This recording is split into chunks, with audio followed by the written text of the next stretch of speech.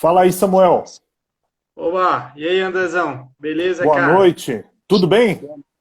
Tranquilo, bicho. Tentando conectar aqui, não deu certo aí pra gente conectar no YouTube, né? Infelizmente, deu Sem algum bug, problema. eu acho que não sabendo como resolver, cara. Sem problema. Samuel, vamos fazer uma breve apresentação aí. Fala, conta quem que é você, depois eu falo um pouquinho de mim e a gente parte para o debate. Legal, cara, bora lá. Gente, meu nome é Samuel Oliveira, eu sou estudante de Filosofia e Teologia, né? Sou militante aí do PCdoB. ah, Comecei minha trajetória política no movimento estudantil, né? Onde eu fui encontrando as razões do que eu devia me dedicar a partir de então, né? Na luta política. Hoje sou aí um dos pré-candidatos a vereador aqui na cidade de São Paulo e estou aí à disposição para a gente conversar, bater um papo. Sou desses caras que acham que a gente tem que conversar, tem que ter bom senso, tranquilidade, que independente da divergência das ideias, a pluralidade ela pode enriquecer, né, o quanto a gente promove o bem para a nossa cidade, para o nosso estado, enfim. Estou aí à disposição de vocês. Muito bom. Para quem não me conhece, meu nome é André Bolini. ah, Sou formado em administração, faço direito aí como segunda graduação e sempre fui muito envolvido com política. Sou militante do Novo desde 2013, época que nem era partido ainda, coletando ficha de assinatura. Mais recentemente fui trabalhar no gabinete do deputado Vinícius Poit lá em Brasília, como coordenador político, e agora voltei aqui para São Paulo, rodando a cidade com a minha Kombi Margarete, né, uma Kombi laranja em homenagem às cores do Partido Novo, e fazendo um debate amplo, né, com a sociedade e com quem pensa diferente, que é justamente a intenção dessa live hoje. Né? Então, para o pessoal que está assistindo, a gente vai fazer um debate, pergunta 30 segundos, um minuto, aliás, resposta 2 minutos, réplica 2 minutos e tréplica 1 minuto. E as honras são todas suas. Samuel, fique à vontade para a primeira pergunta. Legal, só reforçar aqui, turma, como eu disse ao André no privado, eu acho muito importante, valoroso esse espaço, né, de discussão, e eu acho que ele tem que ser um espaço saudável, né, tranquilo, e é importante isso para a gente poder nos enriquecer aí, as nossas contribuições dentro das nossas lutas, né? Não vejo muito sentido da gente ficar só se degladiando, enfim, essas coisas eu acho que elas são interessantes. Um pouco nesse sentido. Andrezão, fiz uma pergunta que foi difícil, cara, para separar as perguntas hoje. Eu estou numa correria lascada aqui, coisas da faculdade, né? Mas tentei separar algumas 3 perguntas aqui para pensar, para ver um pouquinho de como que você entende sobre, né? Enfim, cara, como que você acha que as eleições de 2020, as eleições municipais, podem interferir no atual debate da crise de representatividade que a gente tem hoje dentro da nossa sociedade? Como você acha que essa eleição para vereadores, para prefeito, né, uma eleição mais regionalizada, né, como que ela pode, de alguma forma, se inserir, como que ela vai se inserir, e ainda mais nesse contexto que a gente está vivendo, né, dentro desse debate da crise de representatividade? Perfeito, Samuel. Eu acho que a eleição municipal ela deveria ser considerada como a mais importante, talvez, de todas as eleições, porque ela, de fato, é o representante que está ali na ponta servindo o cidadão. Né? Dito isso, eu acho que, por mais importante que seja, tem alguns fatores que acabam reduzindo essa representatividade. Né? Eu falo muito da montanha de recursos públicos que alguns partidos acabam concentrando, isso favorece que se perpetuem no poder, né? Então sempre dou exemplo aí do PT, PSDB e PMDB, que abocanham quase mais de 100 milhões de reais todo ano do fundo partidário, né? E isso acaba favorecendo, de certa maneira, a permanência de caciques, dificulta a renovação política. Eu tendo a puxar muita sardinha para o meu partido, Partido Novo, porque eu acredito que é dentro dos partidos que a representatividade de fato acontece. Né? Eu não acredito em transformações de cima para baixo, eu acredito muito do bottom-up, de baixo para cima. Então, por exemplo, processo seletivo aberto para todos é um mecanismo muito inteligente para você, de alguma forma, tirar o poder de caciques e permitir a participação ampla. Né? Enfim, toda forma de democracia interna eu acho que é muito bem-vinda e é por aí que a gente constrói mais representatividade na cidade, ainda mais porque é possível fazer convenções municipais no partido, né? Massa, massa. Da hora, Andrezão. Isso aí, cara. E até você falou, né? Até tava lembrando isso aqui agora. Tu é nos partidos, de um dos partidos mais novos e eu sou do partido mais antigo, aqui talvez ainda dos presentes, né? Até legal a gente fazer esse comparativo. Não, massa, cara. É muito interessante isso daí. Eu acho que tá bem posicionado, né? E já que ainda tem mais um tempo, eu não sei se eu vou usar muito esse negócio de réplica e tétrica aqui, não, mas tem ainda mais um tempinho aqui. Como que você está vendo, cara, essas candidaturas coletivas, compartilhadas, esses mandatos, né? Como que você percebe isso dentro desse processo? Eu acho legal, acho que é uma iniciativa boa, mas eu particularmente não acredito que dá muito certo, né? Porque eu sou da velha guarda que o cachorro quando tem dois donos morre de fome, né? Eu gosto muito de falar em accountability. Eu acho que o gestor público ele tem que ser referenciado e responsabilizado de forma individual. Então, os mandatos coletivos, eles são bons para trazerem maior participação, mas isso, um mandato individual, pode fazer da mesma maneira, né? Eu acho que a construção... Eu, por exemplo, trabalhei no gabinete do Poit, que é um mandato super inovador, muito próximo das pessoas, tem avaliação da atividade parlamentar dele todo trimestre, tem os grupos de WhatsApp para cada cidade, para o cidadão mandar suas demandas, os fiscais das emendas parlamentares. Quer dizer, eu acho que dá para construir isso de uma outra forma, com mandatos individuais, mas com maior participação. Legal. Isso aí, cara. Muito bom. Samuel, aproveitando aí que a gente está falando do panorama da crise, da pandemia, queria perguntar para você, o que você vê de ideias, propostas para a cidade de São Paulo, para retomada? Eu acho que tem muita gente que está falando da crise, que a gente precisa falar do presente momento, mas talvez pouca gente pensando no pós-pandemia. O que você vê aí de saídas para a cidade de São Paulo, para a gente retomar as atividades e, enfim, retomar a vida? Sim, sim. Legal, cara. Primeiro, uma coisa que eu esqueci de dizer no início, apesar da minha disposição de estar aqui, quero deixar claro que pode ser que eu não tenha resposta para alguma das perguntas, tá? Porque não sei de tudo e ainda bem que eu não sei de tudo. Estamos aqui para aprender também. Cara, agora sobre a crise em si, né, e a retomada, eu acho que é um debate muito difícil de fazer, para ser muito sincero. Eu falo isso porque a todo momento eu vejo alguns debates, né, da turma, tanto dos dois campos políticos, da direita, da esquerda, do centro, enfim, a turma já fazendo essa antecipação de debates de como que vai ser o mundo, o Brasil, a cidade pós-pandemia. Por que eu acho que é um debate muito antecipado? Porque a gente ainda está na pandemia. Nós estamos falando isso com uma perspectiva de que, sei lá, até o final do ano acabe, que se Deus quiser tudo vai melhorar e vamos voltar.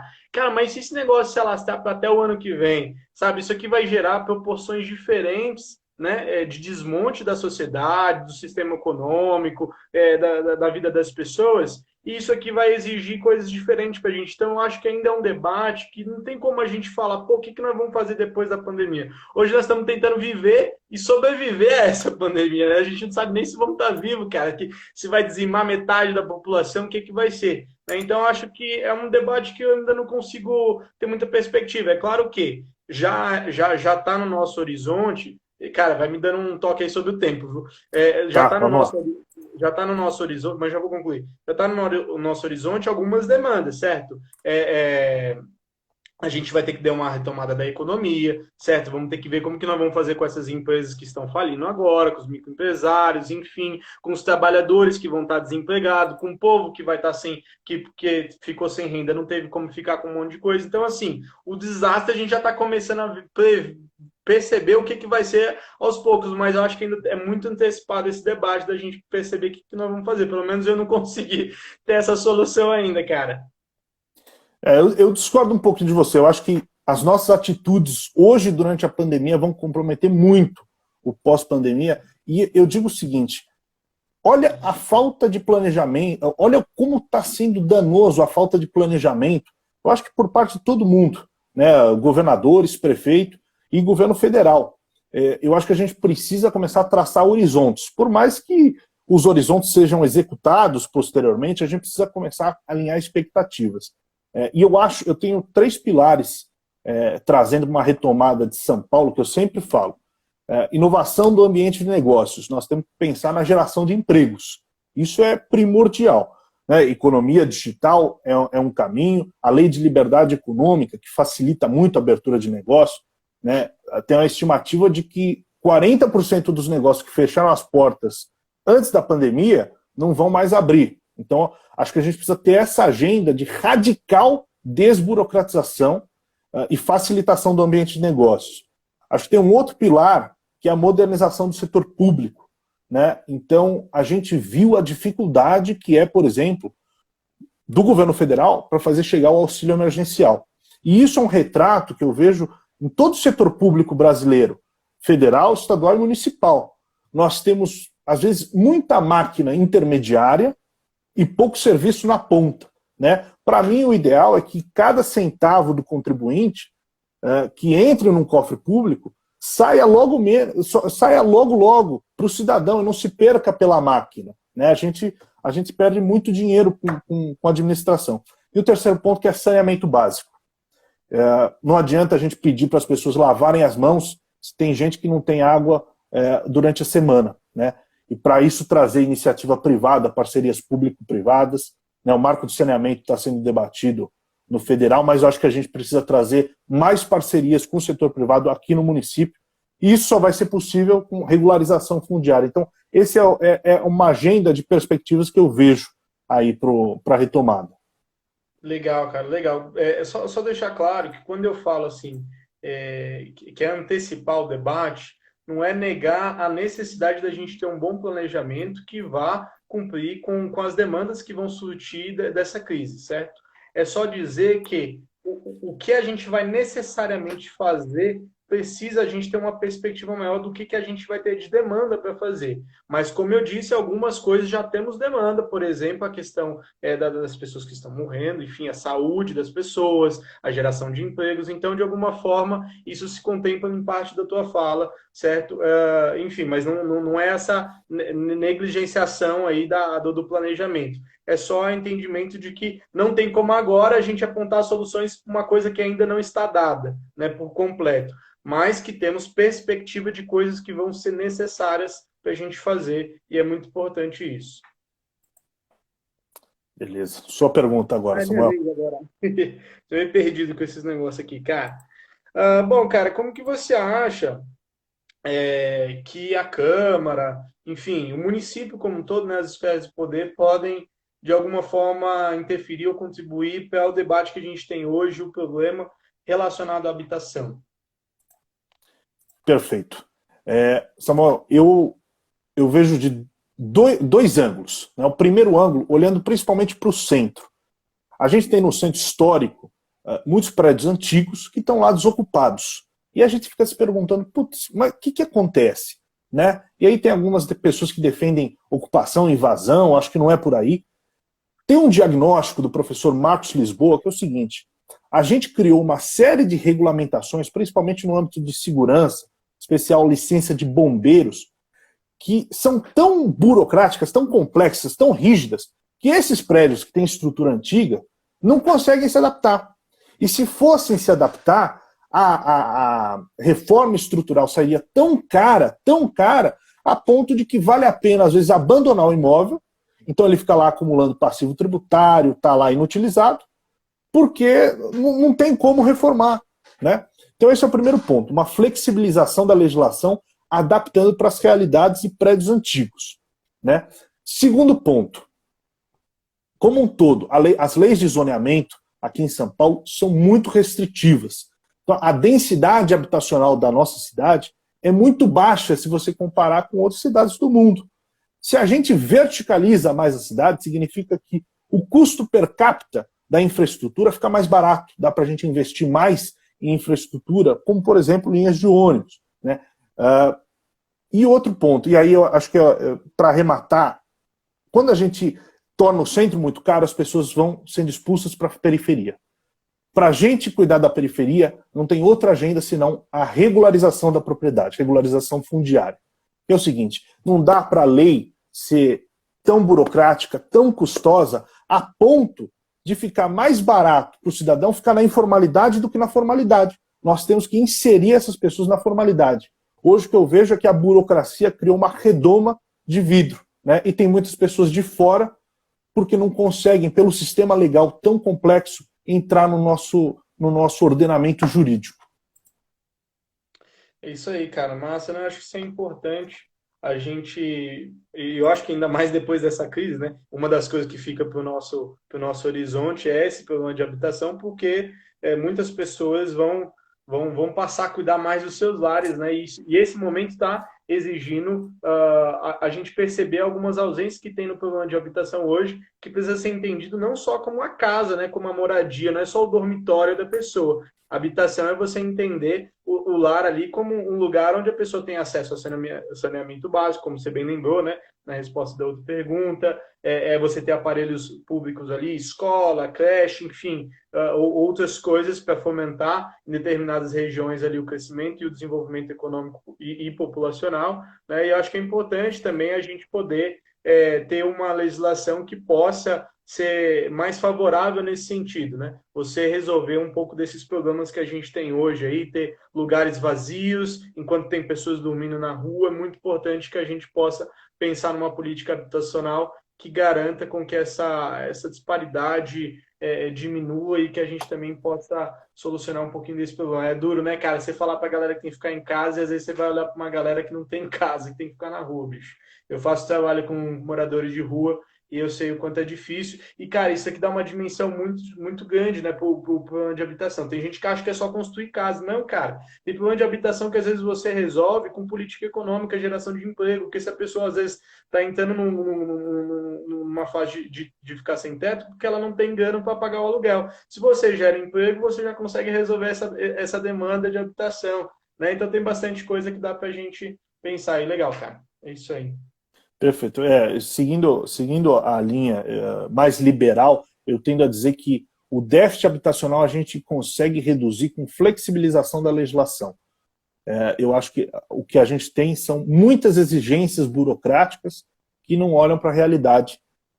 Isso acontece em vários países da América Latina, né? O Peru teve um caso muito similar, que o programa do economista Hernando de Soto passou a olhar de outra maneira. Falou, opa, peraí, a lei não pode sair da cabeça de burocratas e achar que vai ter aderência na realidade.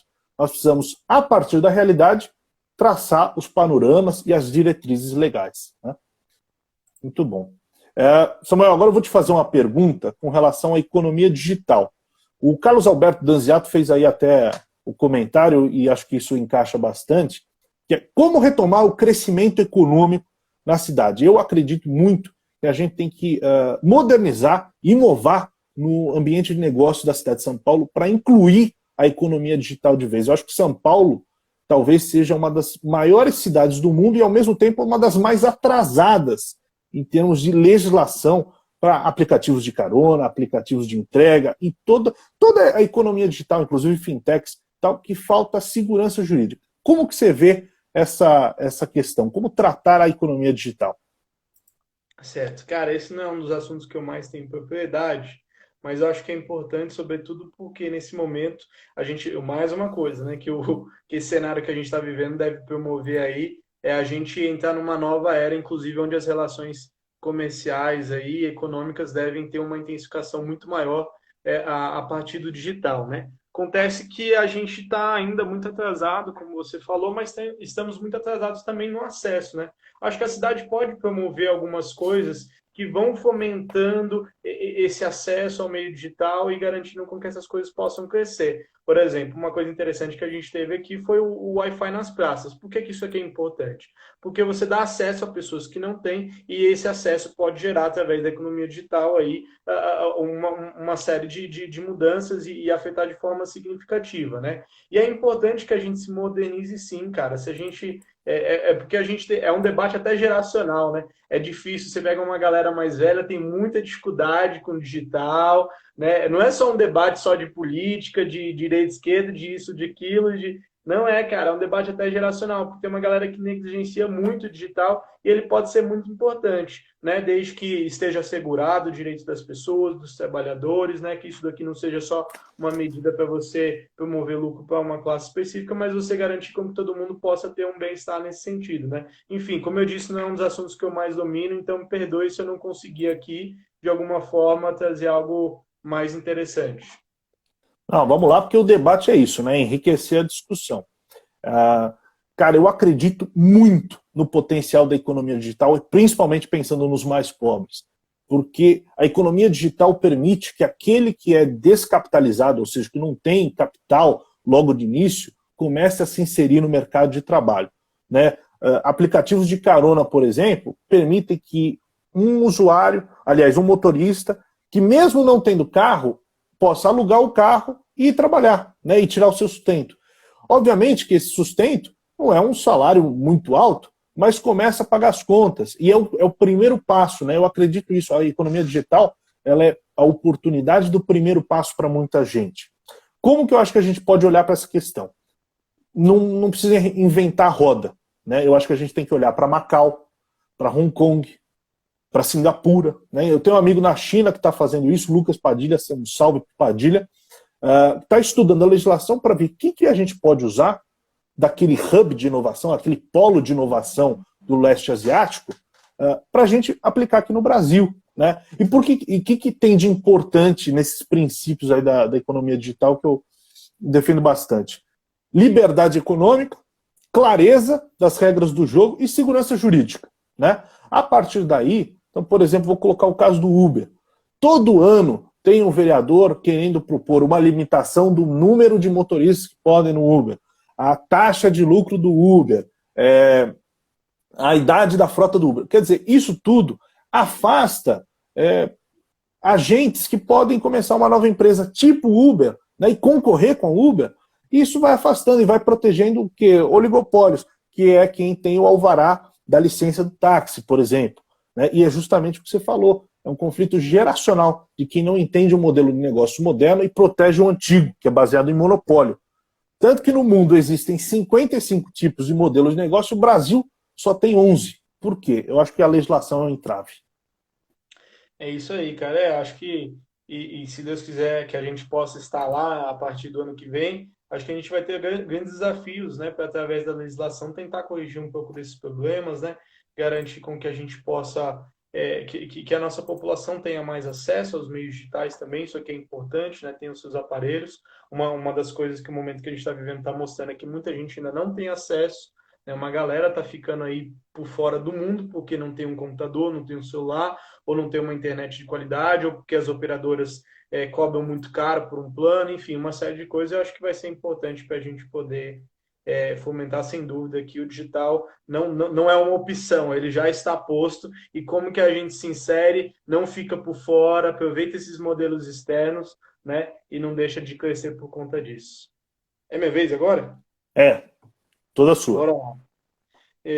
Cara, como que você acredita, qual que é a sua visão, enfim, sobre o transporte público, ou o transporte como um todo, a mobilidade dentro da nossa cidade, como que você percebe isso, enfim.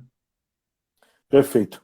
Bom, acho que primeiro ponto é um tema complexo porque ele reflete, por exemplo, consequências da lei de zoneamento. Como eu falei, muitas restrições no mercado imobiliário acabam sobrecarregando o trânsito. Então eu gosto muito de falar da flexibilização da lei de zoneamento para permitir bairros residenciais que tenham comércio. Então isso facilita a mobilidade, né? A pessoa trabalha mais perto de onde mora. Agora, eu acho que a gente tem que também olhar para os modais, né? Transporte coletivo, sem dúvida, é a alternativa do século. Eu acho que o carro, obviamente, eu sou contra leis que restringem o uso do carro, mas eu acho que a gente tem que abrir mais possibilidades de transporte público. Como que a gente pode fazer isso? Hoje a gente tem um sistema que inibe muito a concorrência, né? Você tem operadoras de linha de ônibus que têm monopólio daquela operação. Como que vai ter concorrência e ganhar qualidade, preços melhores, se você protege um empresário lá, né? E esses critérios para esse empresário estar lá, às vezes são pouco transparentes, inclusive, né? Favorecem, inclusive, a corrupção. Então, e outra coisa, eu acho que a gente tem que pensar não nas intenções e nos resultados.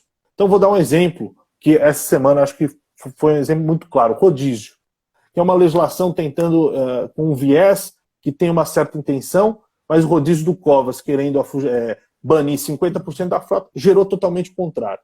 Então, eu acho que, primeiro, vamos olhar com viés de liberalização do mercado, porque é a concorrência que vai trazer melhor qualidade, baixar os preços. Segundo, olhar para as políticas públicas com base nos seus resultados e não nas suas intenções. E aí, eu acho que a gente tem que flexibilizar os modais. Então, Bruno Covas não tinha que nada tirar patinete de nenhum lugar, não tem que proibir nada, cara. É com liberdade, é com inovação que a gente cria novos modais e vai facilitando o trânsito, né? E além de falar a empresa estatal que a gente tem para gerir o trânsito, que eu acho que muito bem poderia ser uma parceria público-privada, por exemplo, com o Waze, que faz isso com maestria e não acaba virando moeda política nas mãos de agentes políticos, né? É isso aí, cara. O debate de mobilidade para nossa cidade, que é uma gigante, é uma coisa muito difícil, né, cara? E tá muito ligado também, é um debate intersetorial, de alguma forma, né? Muito ligado à questão da habitação, né? Quando você, ainda tentando voltar um pouquinho do que a gente estava falando antes, a turma, por estar morando muito longe, está afastada do centro, porque o centro é caro, vai morar lá na borda da cidade, então você gera um outro problema, que é o problema da mobilidade, como que essa pessoa vai chegar lá, né, enfim, na faculdade ou qualquer outra coisa assim nesse sentido, né? Então é importante que a gente possa perceber, e eu acho que a gente trabalhar muito em cima do transporte público. É inevitável, cara, que o transporte coletivo possa dar uma solução aí para a gente poder resolver, né, esses problemas com mobilidade e incentivar, sim, os aplicativos, né, de bicicletas, os aplicativos de patinete, enfim, se a galera quiser ir de skate, deixa ir de skate, é importante para a gente diminuir, né? É claro que é uma coisa cultural também, que a gente tem que ir colocando no entendimento das pessoas, tá? Isso aqui tá ligado com outras coisas. Se você não tem uma cultura de exercícios, você tem uma cultura que a galera é muito sedentária, então você mostrar para a pessoa que ela consegue ir de bicicleta é um desafio. Então, assim, são muitas coisas que você tem que ir ligando. E é claro, né, cara, melhorar também a qualidade do transporte público, que hoje, infelizmente, deixa a desejar, né? Já passou por algumas melhoras, mas muito aquém do que poderia estar hoje o transporte público, poder acomodar melhor as pessoas, né? Não ser não criar aquele imaginário, não ser um estereótipo de lata de sardinha, né? Você ter um transporte público que seja de qualidade. Enfim, é claro que isso é um desafio, como que você faz isso numa cidade onde está cheio de carro, onde você coloca uma galera dentro do ônibus, enfim. Mas é importante a gente lutar por um transporte público de qualidade, e criar essas outras medidas para garantir com que as pessoas tenham uma mobilidade melhor, né? Eu acho que a solução é capitalismo, cara. Inclusive, por exemplo, no caso dos ônibus, né? Você vai para cidades mundo afora aí, aqueles ônibus lotados de propaganda, etc. Cara, tem que ter uma injeção de capitalismo na mobilidade urbana brasileira, né? E de toda forma, modais novos tem que ter toda a liberdade, concorrência ampla. Eu detesto essa ideia que a prefeitura atual tem de controlar, de querer regular e de alguma forma limitar a atuação desses novos modais. Então, eu acho que a solução é capitalismo, capitalismo e capitalismo. Trazer concorrência para o sistema. Eu não acredito em passe livre, acho que não tem outro modelo. Nós temos que colocar o empresário para competir com o empresário. Que a guerra de empresários é que favorece o consumidor. É a guerra de empresários que reduz as margens de lucro, que traz preços mais acessíveis e qualidade melhor para quem usa o transporte público. Tá? Samuel, já caminhando agora para o fim do debate, eu vou fazer a minha última pergunta e a gente faz um encerramento aí, cada um com as suas colocações. Minha pergunta é sobre saneamento básico, né? Recentemente nós tivemos aí a votação do marco legal do saneamento básico lá na Câmara dos Deputados, agora está parado no Senado, que amplia a participação do setor privado na economia, nos investimentos de água e esgoto, né? O PCdoB tem uma posição contrária ao marco legal do saneamento. Eu queria saber, aqui na cidade de São Paulo, o que você sugere para a gente, de alguma forma, ampliar a cobertura de água e esgoto? E você é contra também a participação do setor privado na economia? Você é a favor? Como que a gente pode fazer isso? Viabilizar isso dentro do orçamento? Legal. Cara, é o seguinte, eu não, diferentemente do que você falou por último aí na questão da mobilidade, não acho que a solução seja capitalismo, acho que por óbvio, né, eu faço parte de um partido que é antagônico a isso. E porque assim, cara, o setor privado ele deve participar em alguma medida na economia e na gestão das coisas, isso é inevitável porque a sociedade é capitalista, então não tem como a gente tentar criar aqui uma situação ilusória onde não haja participação do setor privado e pode, em alguma medida, em alguns momentos, até ser positivo, né? O que a gente entende só é que não dá para o setor privado dominar tudo essa parte e tem questões básicas, essenciais da estrutura da sociedade, como, por exemplo, o saneamento básico é muito importante dentro de uma cidade, onde o setor privado pode, de alguma forma, fazer com que essas medidas elas estejam à mercê da sua intenção de lucro. E isso daqui pode gerar um resultado muito negativo para as pessoas, porque em algum momento isso daqui pode se perder e as pessoas não teriam acesso ao saneamento, enfim. Que eu acho que hoje a gente precisa, o que precisa acontecer é a gente poder ter um investimento e ter prioridade. Eu acho que a Prefeitura de São Paulo utiliza muito mal as subprefeituras, por exemplo.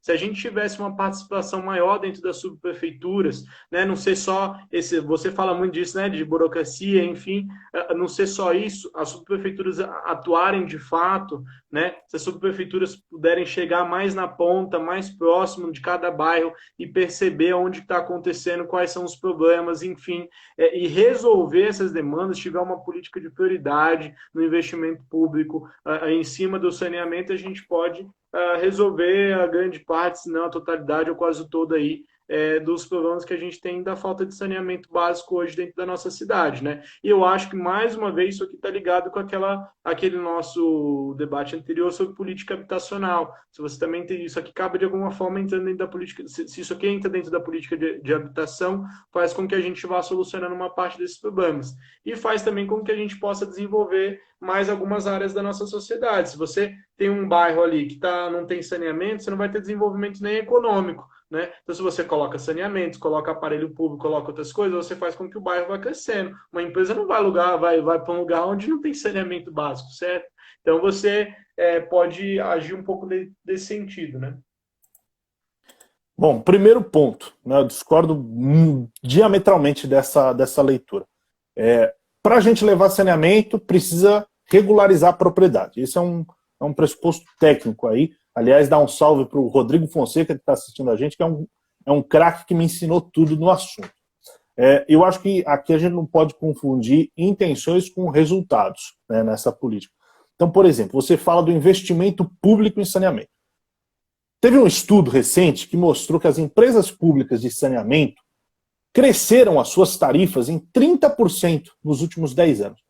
Por outro lado, o investimento em infraestrutura caiu em 3%. Ou seja, usar empresas públicas de saneamento nada mais foi do que um cabide de emprego. Foi moeda política, não serviu para levar saneamento básico. Aí você fala em investimento público como pressupõe que é direto do orçamento. Cara, legal, isso aqui não dá, porque o nosso orçamento é muito engessado hoje. A gente tem uma série de gastos, previdência, por exemplo, administração pública, que acabam comprometendo, engessando o orçamento e a gente não consegue investir. Qual que é a solução? E aí eu quero deixar claro o mecanismo, são contrapartidas. Hoje, você tem grandes empresas vão fazer grandes empreendimentos, elas têm que fazer algumas contrapartidas. Por exemplo, reformar um canteiro numa avenida. Ok. Que tal se a gente abrir a possibilidade de incentivar essas contrapartidas a serem feitas em conexões? Então, Parelheiros, por exemplo, que tem 80% das casas quase sem conexão da rede coletora com o domicílio. Vamos falar o seguinte, olha, empresa, você, ao invés de fazer uma contrapartida num canteiro de avenida, que tal você fazer 300 conexões da rede coletora com o domicílio? Né? Como que faz isso? parceria público-privada. Eu acho que é trazer o setor privado para dentro. Falar, olha, é isso aí, cara, vamos abraçar a agenda capitalista, a agenda liberal, né? Porque só isso daí vai resolver o problema. Né? A gente acaba falando de boas intenções, etc., mas não olha para os resultados. Tem mais Tem mais um minuto. Beleza.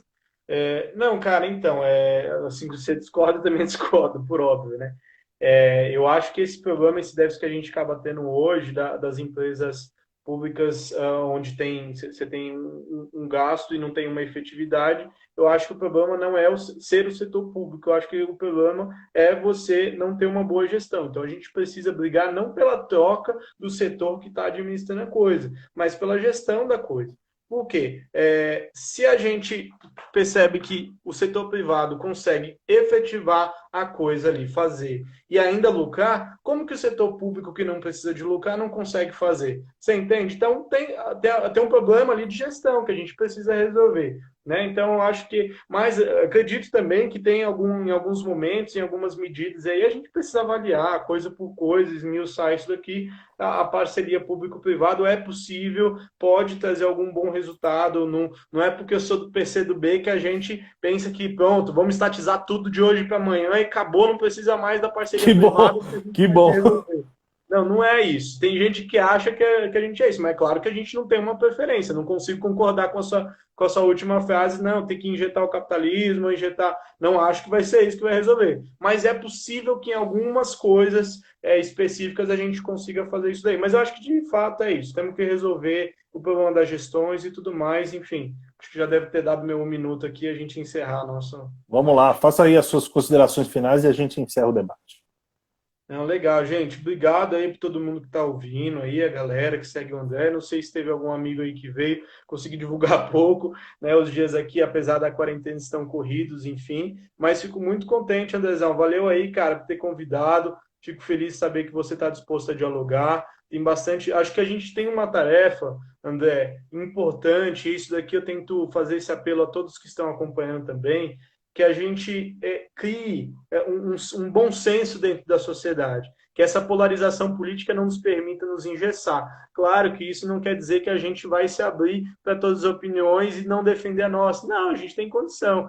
Muitas das coisas que o André falou eu não concordo e pronto, e o que eu falei eu não concordo e pronto. Agora é isso, a gente vai lutar para ser eleito, para estar nos espaços de decisão, para defender nossas opiniões, para representar o seio da sociedade que por hora se sente representada por um, por hora por outro, ou parcela por um, parcela por outro, mas é importante a gente poder discutir de forma saudável, com bom senso. Acho que isso aqui é muito importante, a gente está aberto, não se prender aí para essas ideias que ficam criminalizando o outro lado da política, né, de forma a perseguir até de alguma maneira, como a gente está vendo no governo federal. Infelizmente, criou um exército de pessoas ali que é indiscutível porque eles não se abrem, e porque também fogem, extrapolam o limite do bom senso. Então, é muito valoroso e importante que a gente se mantenha nessa disposição. Espero ter de alguma forma contribuído aqui, né? Como eu disse, não sei de todas as coisas, nem é a minha intenção saber, né? Eu tenho outra área de estudo que não a do André, por exemplo, então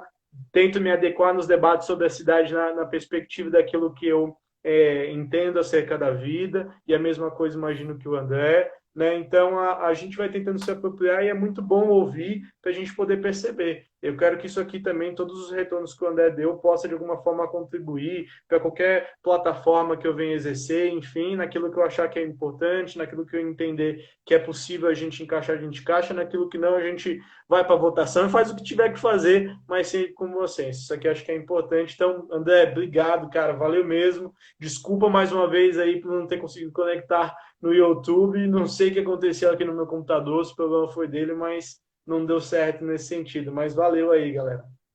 Sem problemas. Samuel, eu aprendi em Brasília com o meu ex-chefe, deputado federal Vinícius Poit, que a gente precisa construir pontes, né? Nós somos liberais, acreditamos no livre mercado, no Estado de Direito, na manutenção dos contratos, menos impostos, menos regulações, mas a gente precisa construir uma agenda pública comum com um bom debate. E por mais que a gente discorde em 90% das coisas, Se existe um 10% comum, nós precisamos buscar esse 10% para construir essa agenda pública e levar o Brasil para frente. Por mais que a gente discorde, acho que ninguém aqui abriu mão dos princípios, mas o debate foi respeitoso, fluiu bem, e isso que é o importante. Né? Eu vejo a renovação política não é só com novas legendas, com novos candidatos, mas uma nova mentalidade, uma sociedade mais aberta, uma sociedade, ao meu ver, muito mais liberal, defendendo muito mais o indivíduo, a liberdade do indivíduo, né? E é assim que a gente pode caminhar para frente. Só para finalizar, eu gostei muito de uma coisa que você falou. Eu não sei tudo desse tema. Essa é uma visão, uma postura conservadora que eu gosto muito, que é o seguinte: nunca a sabedoria de um gabinete vai superar milhões de mentes por aí que atuam num livre mercado e buscam soluções cotidianamente. É por isso que eu acredito tanto no livre mercado, não só como um modelo econômico, mas como um modelo filosófico que traz as soluções de um modo muito mais amplo, muito mais aberto e respeitando a todos. O processo schumpeteriano aí de tentativa e erro constante que elege as melhores ideias e afunda as mais atrasadas. Então o debate da política é justamente isso, né? É tentar trazer o mercado de ideias à tona e ver o que a gente pode eleger como melhores ideias e afundar como piores ideias. Né? Agradeço mais uma vez pelo debate, Samuel, a todo mundo que está assistindo até agora. Acho que foi muito legal e vamos fazer próximos, tá bom? Valeu, pessoal! Abraço, valeu, gente!